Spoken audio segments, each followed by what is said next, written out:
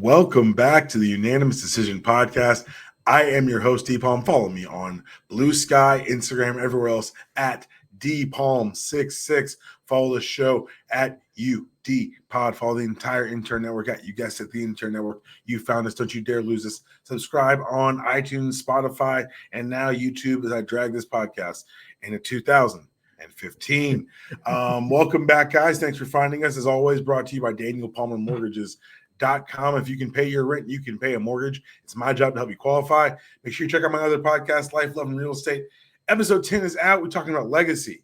About to record episode 11 this week. Very excited to do it. Also, because we have a YouTube channel now, thank you for checking out the YouTube exclusive. First one is out. We did it. It was Chris on the Sunday, the game, the day of the finals game. We previewed the finals, talked about why Shedeur Sanders needs to slow down, and he turned me into LeBron James hater. So make sure you check that out. And I want to give a shout out. How did he manage to do that? Listen to this show, and that's hurtful. I want to give a shout out to people who do listen to this show. Our new subscribers on YouTube: Pvon23, Ricky Thrash, Sharon Hicks, Progress86, and Eric Ellis. Thank you for doing that. Is that me shamelessly trying to drive you to the YouTube channel? It is. But I'm not here alone. You heard him. You heard his hating ass already. What's up, Nata? You couldn't even let me get through the little preamble before I got the. Why did you? Come on, man. Here's the thing. You know me well enough to know I'm gonna throw a monkey wrench in anything. I do. Especially this show. Especially this show. Like again, I'm here to add the spice. Again, you are the steak. I am just the salt and the pepper and the occasional blue cheese on top of the steak. That's all I'm saying. No one's ever said this is bad seasoning. They have said this is a trash steak. Very well done. Well done. No, I'll tell you this. You asked me before the show. You're like, "Hey, are you excited for NCAA 26?" And I'll tell you right now, I've seen a lot of videos. I just saw that a Dynasty preview deep dive just came out before we started recording, and part of me wants to stop talking to you and watch it, but I'm not going to do that because I'm somewhat professional. Sir, no one would have blamed you. I want to be celebrated for my sacrifice. I don't sacrifice quietly. Oh, here you go, wanting to be a martyr for again. Wanting to be. Take notes. But no, I've got a lot of stuff going on. My parents' anniversary was this week. Shout out to my parents, 41 years. So this is how like July works for Palmer. My wife calls it Palmer Palooza because it's kind of what it is. The 2nd is my dad's birthday. Mm-hmm. The 11th is my mother's birthday. Ooh. The 11th is also my wife's birthday.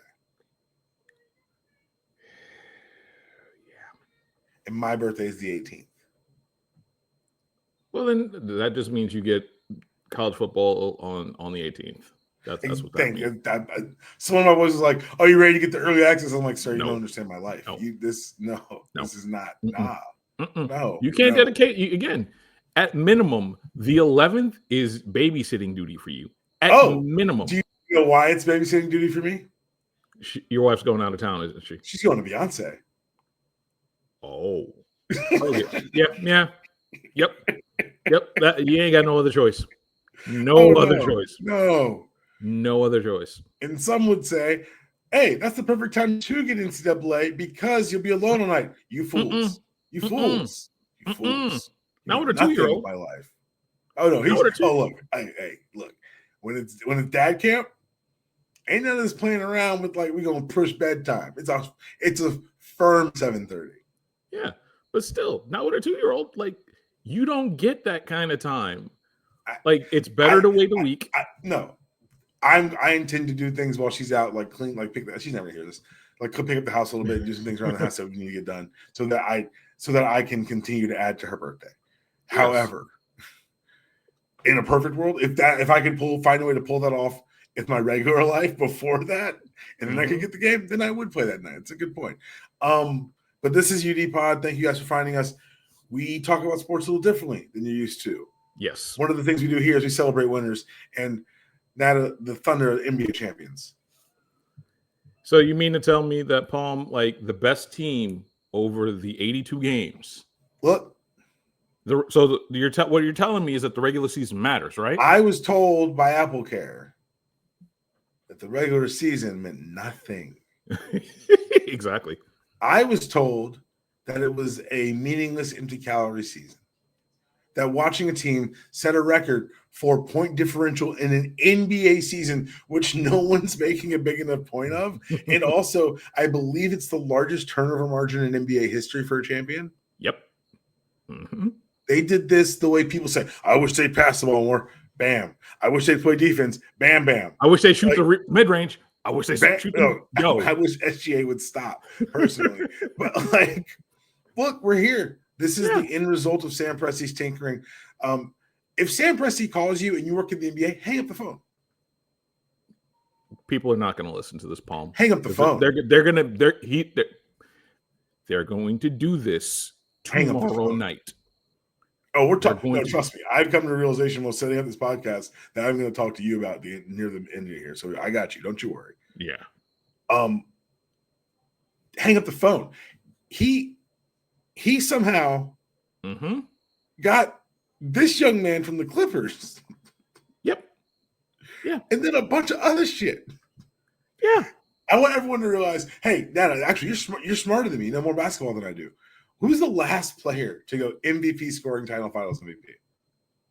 I believe it was Shaq. That's fucking crazy. Yeah. You know the other two? Is Jordan and Kareem? Kareem, okay. Kareem. And that was Milwaukee Larry Buck never did Kareem. it? Larry never did it. Damn. I knew LeBron would never do it because he never got a scoring title. It was never his thing. No, exactly. But you're talking about a 4-team, it's like a 4-player tier. Jordan, Shaq, and Milwaukee Buck Kareem. Lou Alcindor. That's Lou. Yeah, that's Lou. That's Power. As Power Memorials, Lou Alcindor. That's Lou Alcindor. It's a really good point. Hey, man, that's crazy. And what's wild is because we talk about kind of the rarefied air that SGA finds himself in, the rarefied air that this team finds itself in. We look at it historically. Does this series going 7 diminish that for you, or are you going to remember the history? I don't think any of it diminishes. Like, the thing that we got to remember is that, the second best team in the regular season this year, especially since January 1st, you know who that was? The Indiana Pacers. We're going to talk about them in a second. Don't you worry. Like, that doesn't diminish anything for me. Like, it was a great series. It was a very well played series. It Beautiful was basketball. It was everything every basketball purist on the internet says they want. There were like 5 minutes a game. Like there were 5 to 8 to almost quarter stretches where you'd watch it and it'd be perfect basketball. Yeah. And like the shots being taken by the fourth option because they legitimately cut off the first 3 options of the offense. Exactly. Like, it's like, wait, why is this person getting the shot open? Because they've taken away everything else. It's not necessarily like they set up, but they had no fucking choice. Yeah. Like, that's the crazy part. Like, if like this final series was the theoretical series that if you wanted to bring somebody in to watch NBA basketball and show you what NBA basketball is in 2025, this series was it. Like, you don't have, I'm sorry, you can tell me that, oh, it's not this, oh, it's not that. No, this was perfect basketball. If you love basketball, then you had to have loved the series.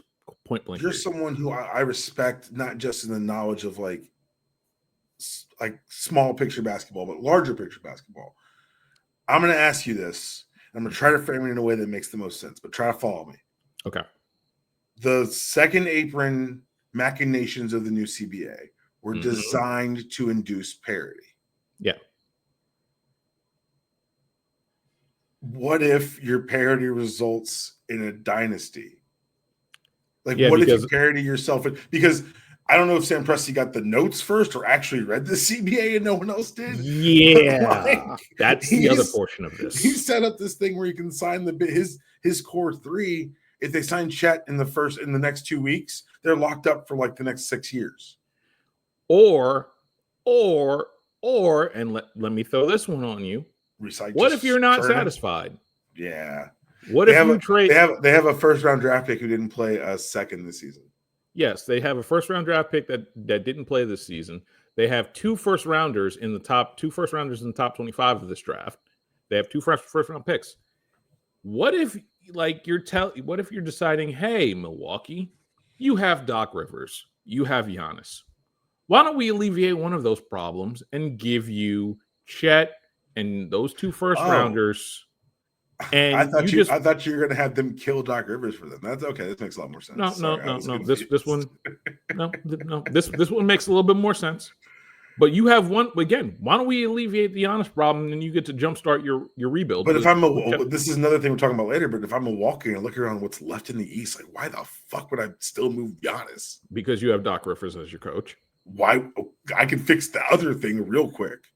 But also, what assets do you have to actually get better? We don't need to get better. We need to survive. Yes, you do. No, it's a world. We will talk about this later. Yeah, we will. We're doing the Thunder now. Mm-hmm. So do you think that maybe as we go into, because like you can say, oh, this is a dominant team. And look, objectively, dominant team, dominant season, one for the books. This is the 7th straight new champion. Yeah, but remember, we're at PJ Washington away from this possibly being a back-to-back team.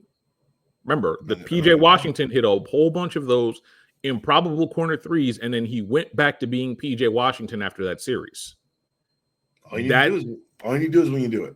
You do it when you do it, but you got to remember, like, this team was that good last year, and then they added Isaiah Hartenstein, and they have Isaiah Hartenstein for at least another year, while they'll add another center and they'll add another wing defender that'll additionally cut off your carotid artery as a basketball team. So it's one of those things where, like, you're not going to get free agents, or you don't want free agents now, so this is how you build internally. But also, it's like, hey, man, you're not going in there to an unstable situation. You're going to come in here. We're going to tell you how to work, when to work. Mm-hmm. If you listen to Mello when he talks on his podcast, when he talks about those Thunder years, there's a real reverence for the way they did things. Exactly. Sam Presti has had nearly 20 years to perfect his formula. Right. He's the guy that everybody thinks that Sam Hinkie was supposed to be. He's the guy. Well, he never bottomed out. He never bottomed out in a way that was – he bottomed out with the guys he was acquiring, but Sam Hinkie was acquiring guys to bottom out, if that makes sense. But also the thing that we talk about, like with the bottoming out, say what you want about what they did last year, and that what they did was a lot of tanking. But what they did in those tanking years was figure out who could actually play. They put them in real game scenarios. And if they won those games, cool. If they didn't win those games, cool. But they had an idea. It was never about, oh, we're going to sit this guy in the fourth because we can't afford to win this game. It wasn't that. It was, these guys are going to go through real situations every single time, and we're going to figure out who can play, or better yet, as Draymond says, we're going to find out if the dynasty starts with you or after you. And that's the biggest thing that they have understand. It's the biggest thing Sam Presti understands. And it's the biggest thing where, like, normally there's always those 2 or 3 guys that it's like, okay, maybe it's this guy behind the scenes. No, it's been Presti. Because think about it. Troy Weaver out in Detroit. Everything changed around him. Everything has always changed. And it still continually stays the same. It's still that excellent franchise. Sam Presti, again, it's going to be really interesting to see what happens if Clay Bennett can actually keep him, because I know we're going to talk about this later, but a $10 billion franchise. It's honestly not on the list, but since we're here, let's just do it really quickly. The Lakers, were sold. Okay, a portion of the Lakers were sold at a number that would indicate a $10 billion valuation for the team. Mm-hmm. What does that mean to you? Fucking, it honestly, objectively, fucking nothing. The fact that we talk about sports in the terms of dollars is the same way when rappers say, "Well, my favorite rapper sold this many records." I don't give a shit. Oh, the 50 centification of it makes me want to scream. However, one of the actual material differences that's going to happen for the Lakers is, as opposed to being the mom and pop, how much coin can we find in our purses operation they've been since their inception. And if you think I'm joking, fucking look it up. They didn't have a scouting staff. They couldn't afford to buy Synergy, Palm. I know. Synergy. That coming out, I think I said broke out loud when I read it. Ooh, broke. There are news outlets. The outlet Synergy I work for pays for Synergy. You mean to tell me that it's a much bigger company than the Lakers, to be fair. Fair. Than the Lakers were. Because guess what? Now the Lakers are something completely fucking different. Everything changed overnight. They could, like, the reason that is joking about this is because The highest paid exec in the NBA, I believe, makes $2 million. Oh, that's changing. Sam Presti's about to cut $5 a year from the Lakers if he wants. Because, hey, look, you can say, who's the guy at the Lakers right now? Rob Pelinka? Rob. Babe, love you. You're a fucking agent. Yeah. There's nothing, a former agent right here. There's nothing wrong with being an agent, but you're not a fucking GM. And more importantly, the Walton has done this before. Go look at what he did with the Dodgers and how he got Andrew Friedman out of Tampa Bay. The best exec in baseball. Thing is coming for the Lakers. Please believe that. Sam Presti, Lakers team president, is going to hit like the Titanic and that iceberg. This is another feather in the cap for LeBron James on how much he loves him kids. For him to stay in the Lakers just to watch his kids grow up. Yeah. While not having fucking... he had it at home, I bet. Of course he did. Well, actually, no. Because again, here's the thing. How much you want to bet he had, like, either he wrote it off as an expense. Oh, for sure. I'm not saying he paid. Because remember, this is the same LeBron James that refused to pay for Pandora Premium. He also had, well, I'm not going to spread rumors, and Iman Shumpert shouldn't talk so much after basketball games. Yeah. So we talked about the champs. Very adorable parade. Shout out to SGA being higher than the Goodyear blimp on that interview. Man was checking in from Mars. Oh, jeez. Jupiter. Look, Jupiter. Whatever, man. I'm not judging. He earned it. So the winner gets the spoils. He earned it. The ring says he never apologized, and he doesn't. No. But if you're going to apologize, it would be to Robin Roberts, to goddamn Tyrese Haliburton. Oh, him too. So let's talk about the team that came up a little bit short here in Game 7. Nata, I can't believe you never talked about this. Did you play sports in high school? I did. Played AAU basketball. Got as far as D3 basketball for like 1 year. Right on. Did you ever have any situations where like an injury stops a room? No, thankfully. Thankfully, no. So I wrestled. Oh, no. Oh, okay. And yeah, I've seen some shit now. But everything I saw, we're at NC State wrestling camp. It's like a bunch of my high school teammates. Oh, man. So you're in Raleigh. Ooh. We're in Raleigh. We're walking from campus to that subway. You see me down the hill. And we're living in the dorms for like the weekend wrestling. And we're doing the camp. It's a good camp. And we're drilling cradles. And for those who know wrestling is one of those sports where there's a lot of trust because you've got to trust the guy doing the moves with you to kind of know what to do. And I don't know if this young man was green or having a day, but they were drilling cradles and he ran the kid over his plant arm.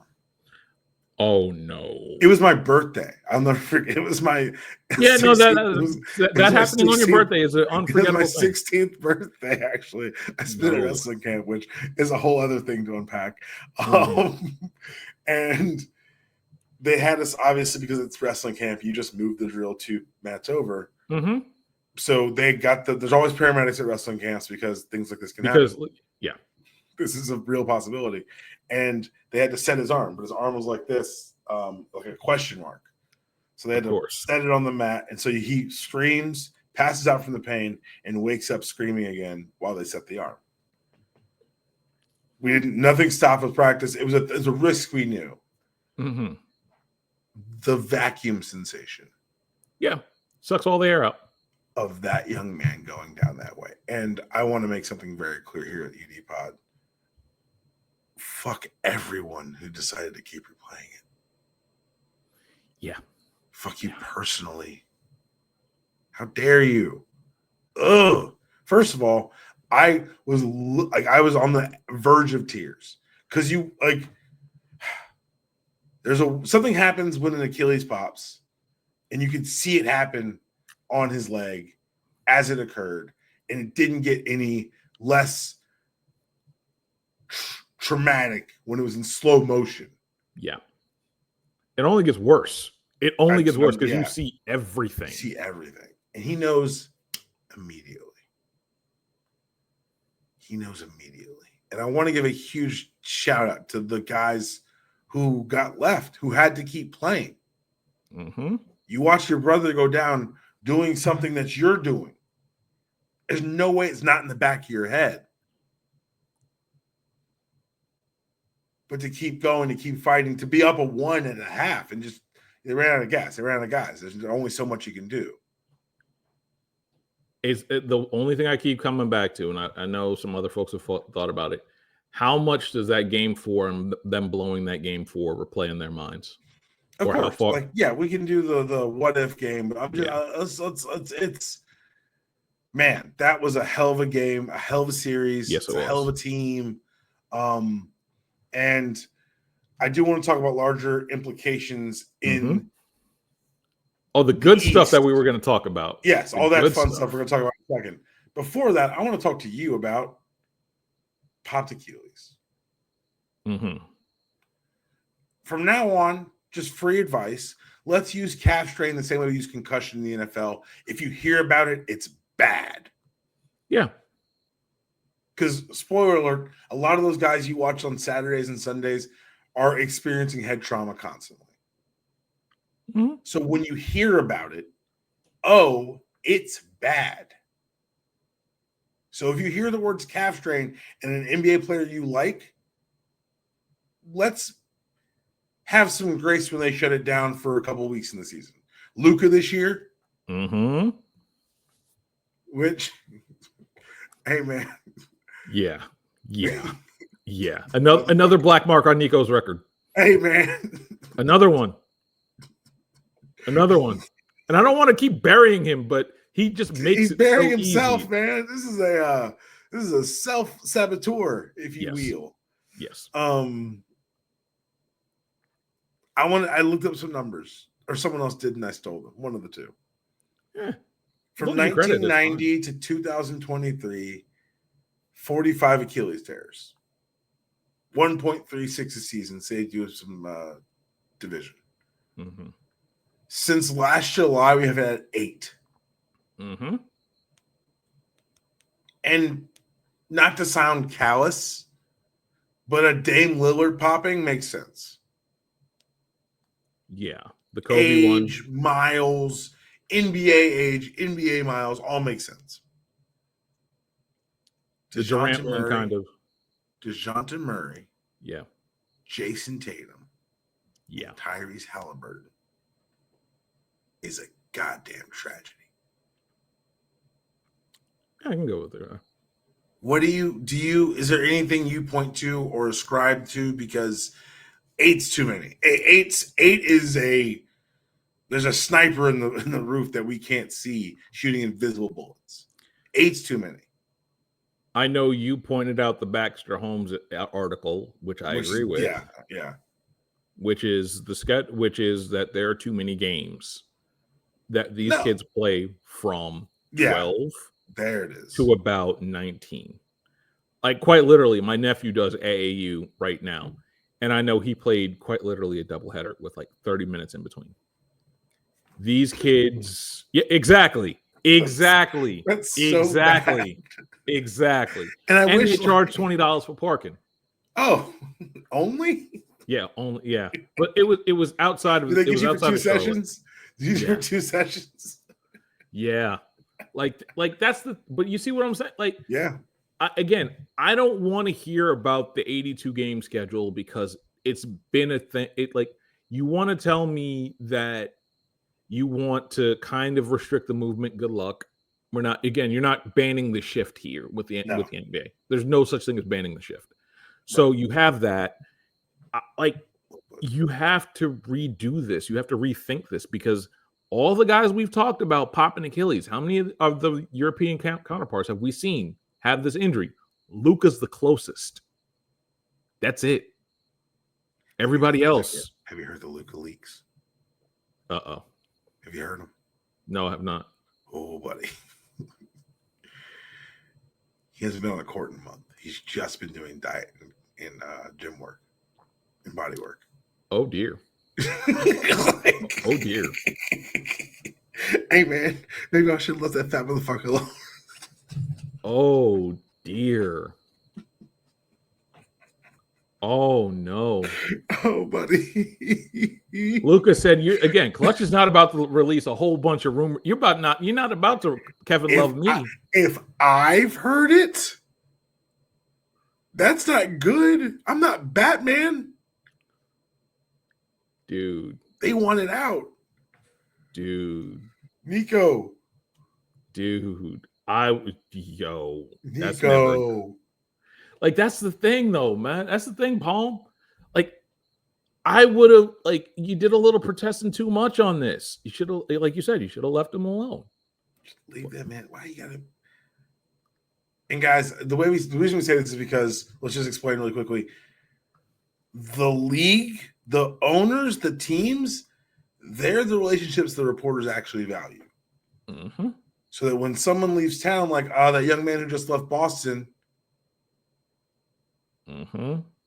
Oh, you're talking to Rafael Devers? Thank you. Couldn't think of his name. Mm-hmm.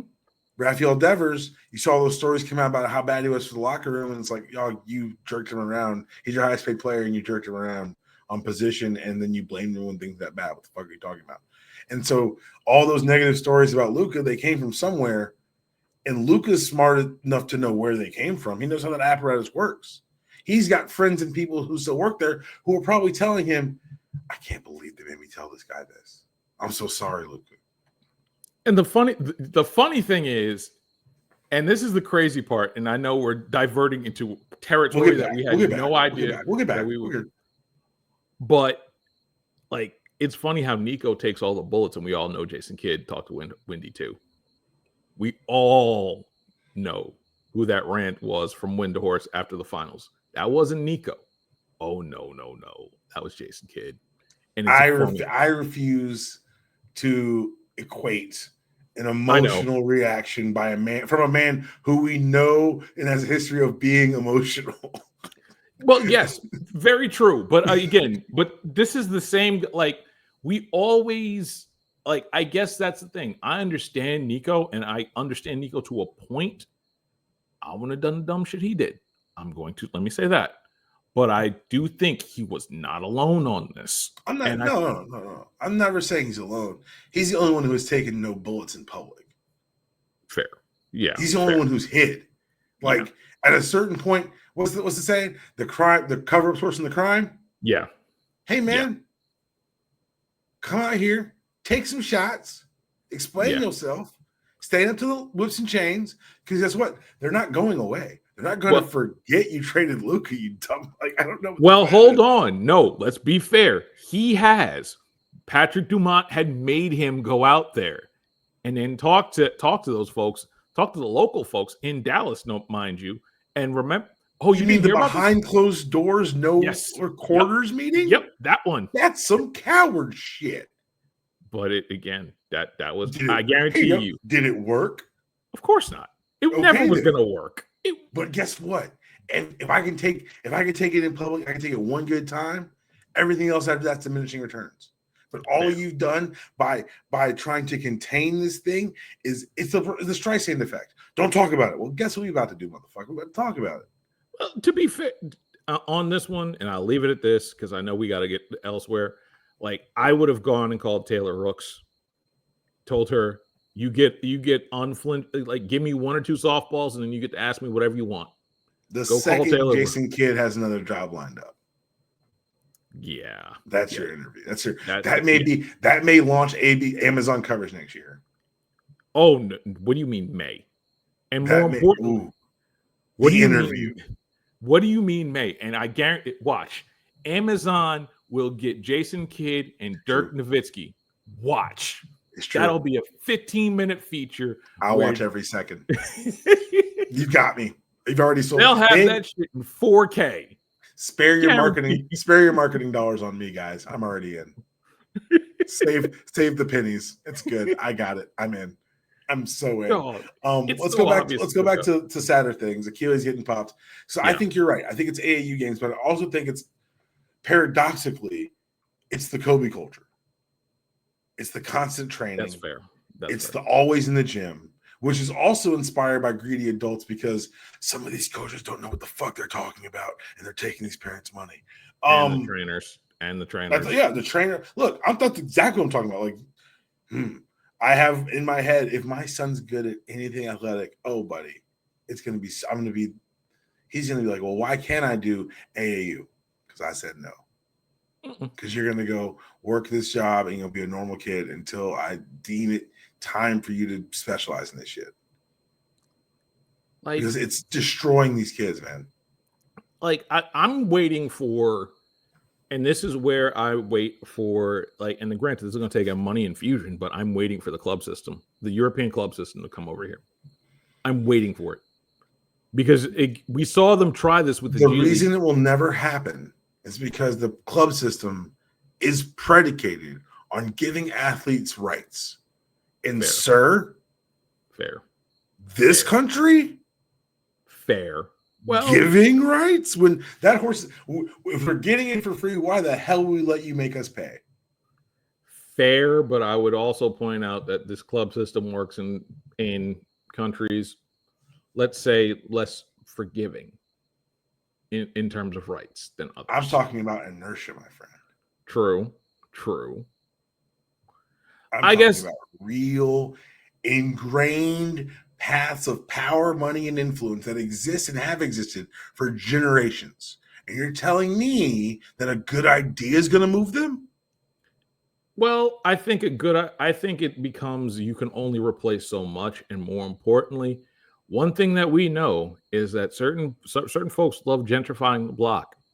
What better way to gentrify the quote-unquote block than to take out AAU and control the process from start to finish? See, you're talking about it for that. I'm talking about eliminating college athletics. Yeah. You're talking about small money, but I'm talking about big Saudi investment money. But let's talk about something else before something else happens. So we talk about these things, we talk about the overtraining, and the end result is me looking up and like, what the fuck do you mean the draft is Wednesday? Mm-hmm. Nata, what do you mean the draft? Well, by the time we'll see this, that's going to be your call, guys. Me saying that made you know the draft's tonight. Mm-hmm. You're welcome. Mm-hmm. We've been here. We've been here. I've been like, Palm, I've been doing draft coverage. I've been doing draft coverage since April 8th. All right. Do you know what April 8th is? I'm gonna say something, and it's gonna sound like it's mean because it's intended to do so. Mm-hmm. If it wasn't your job, would you know the draft was tonight? Yes. Okay. I just wanted to say it out loud. Yes. To see that that's the right answer for the record. Yes.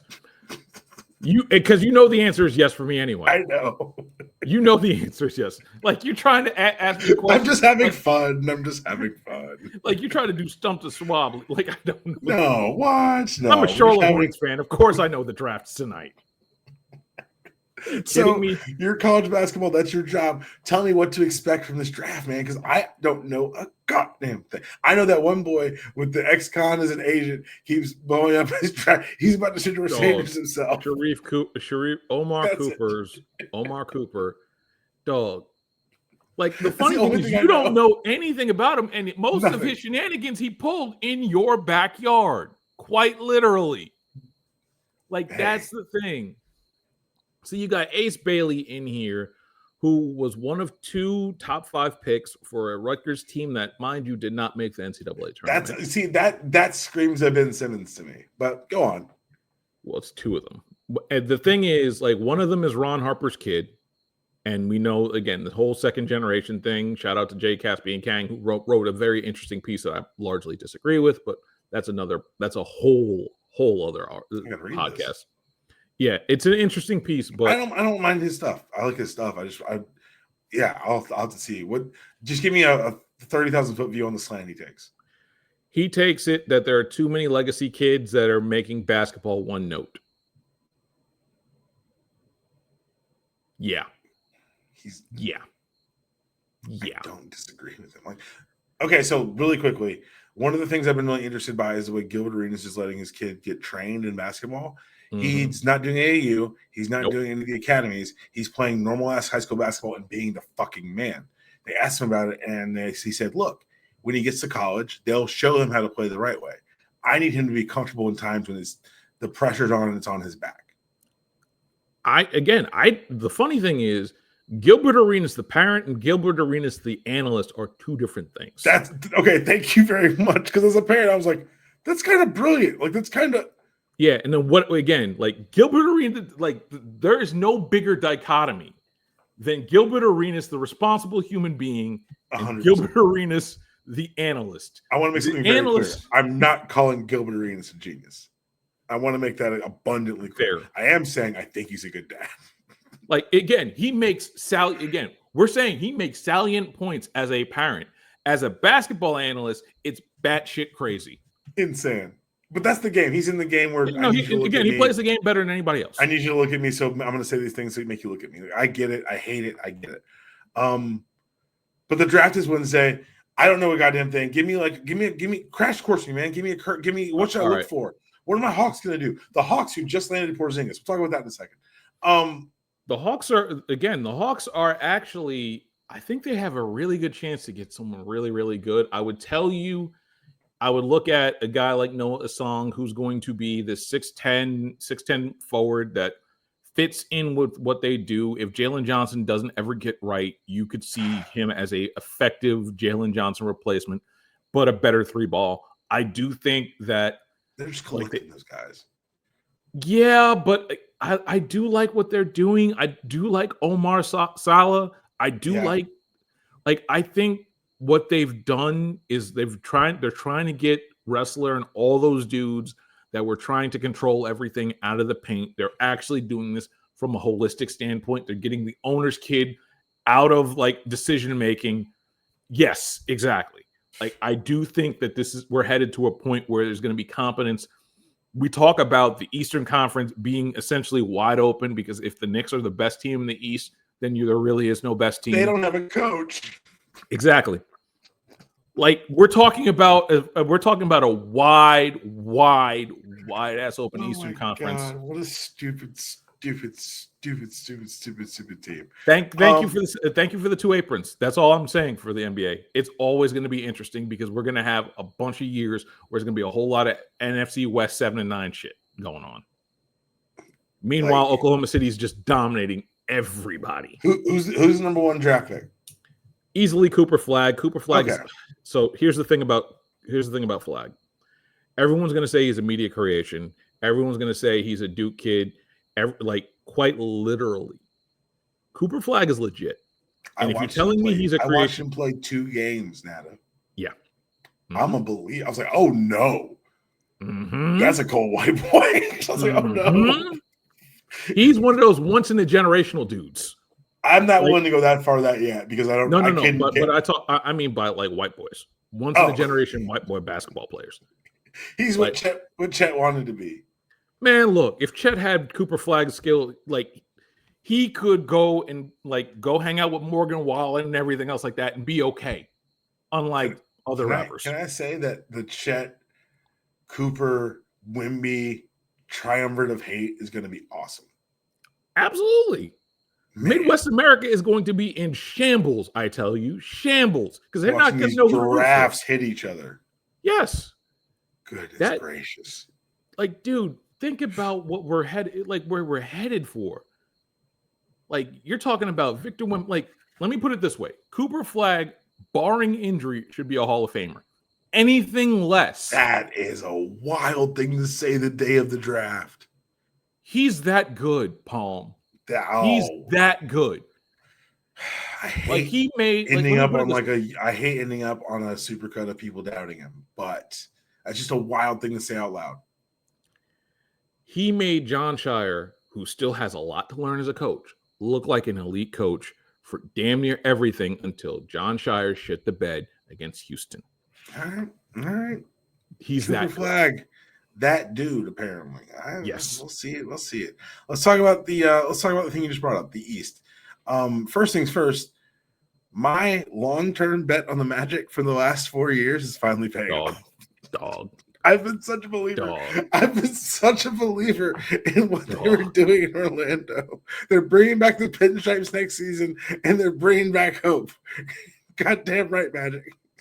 Like, think about it like this. If they're your penny stock, like if you invested them in 2 years ago, you are coming up aces, and they're not done, and they have space to move stuff. They get a legitimate point guard. It's curtains in the East because just Jamal Mosley, just stay healthy. That's been the thing down there. Just stay healthy. Jamal Mosley is a hell of a coach. They will beat you 85-81 and smile. Grinning. Yeah. Like everything that you see about the Oklahoma City Thunder defense, or Orlando does it better. Plus they'll club you in the back of the head. That's the thing. They're also dirty as shit. Yeah. Like they have the most, like Franz Wagner is the most annoying number 2 piece. The most fun to watch live. I got for like 3 years in a row. Like I randomly wound up at Hawks Magic in Atlanta, and every time it's just watching Franz be a pain in the ass for 48 minutes. Exactly, and he's going to be the one that elbows you in the ribs. Yep. It's like John Stockton was not like an absolute anti-vaxxer, and like that's what Franz Wagner is. It's like not batshit crazy John Stockton. Oh yeah, and he's 6'10". That's what I'm saying. He's also 6'10". Yeah, like that's what Franz Wagner is. Like that's gonna be your number 1 seed in the East, barring injury. Like I don't know the Knicks. It's bullshit. Man, please. So with the Pacers, and we're gonna talk about the rest of the transactions in a second. Pacers, you got to see at least a season without Tyrese. They're gonna consolidate like Boston just did. Will you let me? Okay, fine. Can I get us there? It's the last. Come on, come on. Fine. I'm sorry. Do you think that's what's going to happen? Or are they going to try to ride it out and wait for him to get back? That was my question, because do they like the Miles Turner of it all? Didn't have a great series, but he has been kind of the centerpiece there for years. Always been on the trade block. No one's ever traded for him. Is this the time where he goes and makes some money? I don't think he goes anywhere. Okay. Like I think you can ride it out doing other things. Jarris Walker, you can trade. You can trade Ben Mathurin for something. There's ways to tool. Like we're gonna see a record amount of turnaround from like the 7 spot on a roster on. You're gonna see a lot of, I won't call it garbage in, garbage out, because I got a lot more respect for these guys. But I think you're gonna see a lot of pieces move around because it's just gonna be about getting underneath the first or the second apron. The phrase that was happening on my group chat today was treading water. Just keep us afloat until Tyrese gets healthy. Yeah, and then also see we can get some more assets. Yeah, and we can build while we're gone. Yeah. Like again, we'll get to it, but Boston got underneath the second apron. That's important. Like you have teams like, then we have teams like Denver that are whose owner openly talked about, hey, we may have to trade Jokic one day, which I can't believe he said out loud. They won't do it. Saying a thing, you say the thing, so you do something less, and it's like, well, at least didn't trade Jokic. So to them, good shout. Kevin Durant is a Rocket. Yeah. This sucks because the Thunder are right there. The one thing the Rockets needed this year was someone who could score. They didn't give up the core, and they're able to get someone who, say what you will about the things that have diminished around him. You put him with a bunch of young guys who want to do dirty work and just tell him to go hit jumpers. That's a pretty good life for Kevin Durant. He's got to just play 45 games, Palm. That's it. He's only got to play 40. He's only got to play 45, get him healthy, stitch him to the playoffs, and just be in shape by the time April rolls around. And you're just going to get dusted by OKC and 7. If there's one thing, that's the sad ending of the story. Yeah. But if there's one thing I've learned watching Kevin Durant like kind of move around the league, it's that he's the ultimate adaptable piece. Mm-hmm. Whatever you're running, he'll find a way to fit in. That super complicated shit they were doing in Golden State, they did alter it some to accommodate his skill set, but largely he got in where he fit in. Shout out to Steph Curry for taking fewer shots on purpose, like during those transitional years. I think that's going to be something that's lost kind of in all those years, but I don't think it's enough credit for. But from there, you go to Brooklyn, and you find ways to fit in there. You go to Phoenix, and you find ways to fit in under, I think it's like 2 or 3 different coaches. Yep. Because no matter what, he's going to give you his 30. You're gonna get 30 at a Big Slim. Like you getting 30, like what you want. And then like go that's on the thing. Twitter and like, talk shit. I love it. Like again, shout out to the most online NBA player ever. May you never log off. May you never. What for? Who for what? It's working for me so far. But if you ask Kevin Durant, okay, I just need 20. I need 45 games from you at an 18-7 clip. Amen Thompson turns into one of the top 25 players, which is very likely to happen. Fred VanVleet comes back and runs off your bench. You still have Tyrese, and you still have Reed Shepherd. You still have a lot of these pieces that, oh, yeah, if you want to get involved in the Giannis sweepstakes in a year, you can. You still, and mind you, you still have all the Phoenix picks back. So imagine trading for Kevin Durant and not having to give back a single solitary one of them picks that you owned of theirs. You didn't have to give one of them back. That's how bad Phoenix is. Hey man, you've heard the rumors out of Miami, right? Which one? That they couldn't even they wouldn't even offer Haywood Highsmith? Did you know Haywood Highsmith's older than Bam? Yeah. But that's an unserious outfit in Miami. Jimmy should have let us all know. Here we go. That's an unserious outfit. So I'm unplugged from the NBA media. Are people go? I need to know before I say the next thing I'm going to say. Is the consensus that Pat has lost it? Not yet, but we're headed there. Okay, so let me be one of the first. Mm-hmm. Holy shit, this is bad. Again, this is the fourth time he's shortlisted Miami. So either he's using you as a stalking horse, which sucks, or you keep coming up short these negotiations and the leaks that happen where people are going to say, oh, you can't trust Shams with the Heat. Shams made reports about the Heat and Jimmy early that the Heat refuted, and guess what they were right? And Bernie Lee and his agent and Jimmy's agent. Everyone who's coming to Shams out of that camp has lost to Shams. So I'm going to defer to his reporting on this. That's fucking bad. Yeah. By the way, Palm, you know that like the Hornets own a fairly significant piece of their draft future, right? Of the Heats? Yes. From like what? If let's say the Heat miss the playoffs in, I believe it is either 27. Yeah, I'm sorry. If they miss the playoffs in 2027, in 2028, that becomes an unprotected first-round pick. That was acquired for dealing Terry Rozier. The same Terry Rozier that is under investigation for gambling. I'm super excited for you guys to get this pick and misuse it. Same. Very much same. Very much same. How dare you drag me into your Charlotte Hornets minutia? How dare you? But again, it shows a pattern of the old man has lost it. He's getting taken to the cleaners, man, and like say what you will about like the roster they have and what they had to give up to get Kevin Durant. Kevin Durant plus Tyler Hero and Bam, that's a top 4 seed in the East. That's punching skates in the East. And that was before Haliburton tore his Achilles. Yeah. But at the same point, this is a team, like, I'm waiting for the eventual, hey, we have to deal Spo because we have to start this all over again.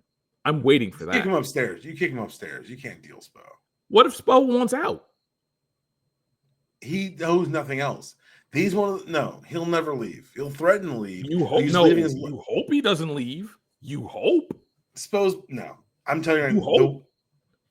I would be surprised if Spo left. I could see a Brad Stevensing. Man, Brad Stevens as the true heir apparent to Riley, as the almost handpicked person to replace Riley. Like I could see that being what happens, but him just flat out leaving that organization, I would be shocked. Shocked, I tell you, shocked. But also that would be emblematic of the decay there, wouldn't it? Think about it. The decay's outside the building. Inside the building, yeah, but further but further decay. Like we're talking about, this is a hoarder situation. Takes a lot for people who are indoctrinated to see what's really happening. So we're talking about overcoming over 2 decades of brainwashing at this point. So, like, maybe it happens. Maybe the voices from the outside get loud enough to where they can't ignore it. Maybe Pat does the honorable thing and says, hey, I want Spo to take my spot in the next 4 years. He gives himself an out date of like 4 years. Spo gets mad. They cut it to 2, whatever. And we find a path forward. I like the idea of Pat Riley in the NFL, man, or NBA, excuse me. I like the idea of Pat Riley. It's the actual rubber meets the road that I've been very disappointed in. Like, heat culture was a thing for the better part of 20 years. And cultures change. All good things come to an end. And that was a good thing. Yeah, it was a good thing. All good things come to an end. If Kevin Durant had gone to Miami, he might have gotten to the finals and not had to deal with the Thunder until then. But sorry, buddy, you're gonna you are gonna enjoy Houston. You're gonna enjoy Houston. Exactly, it's a nice place to retire. Great. Oh, good. Take your weekends out to Port Arthur. Oh, it's gonna be great. Good for the joints. Do you think Giannis stays pat, or do you think that's with the Dame money on the books that he has to go? Or they have to get rid of him before he leaves for free.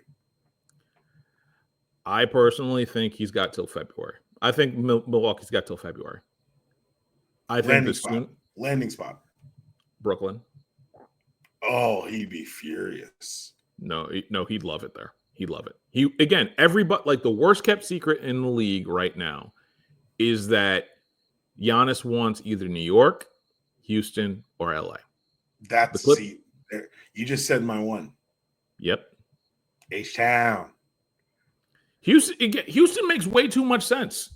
And they have way too many assets. And way too many Nigerians. Yeah. And again, where him, Durant, like, they're not going to give up Amen Thompson. They'll give up. No. Give it the rest. Like, Şengün will go. Tyrese, you will go. Reed Shepherd, see you later, brother. But it'll be Amen Thompson, Giannis Antetokounmpo, like Tyrese, Fred VanVleet, and a whole bunch of veterans that they'll get in there before they hit the first apron. That's what they'll do.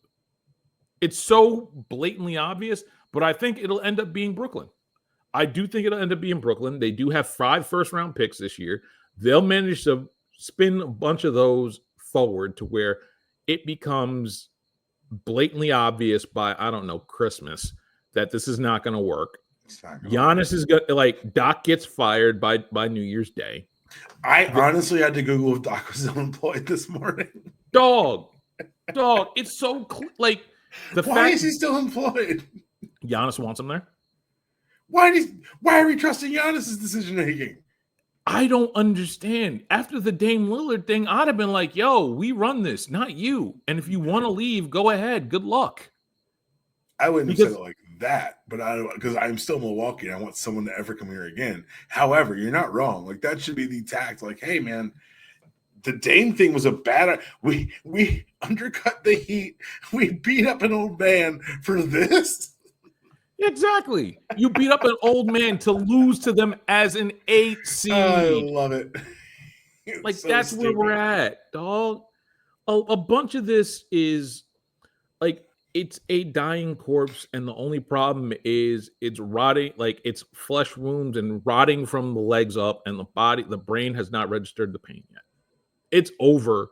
The only people that don't realize it are GM John Horst and Giannis Antetokounmpo. And if I was ownership, if I was the GM, I would say, I know. And mind you, John Horst just got an extension, like a couple months ago. I would be like, look, this is over. Allow me to cook.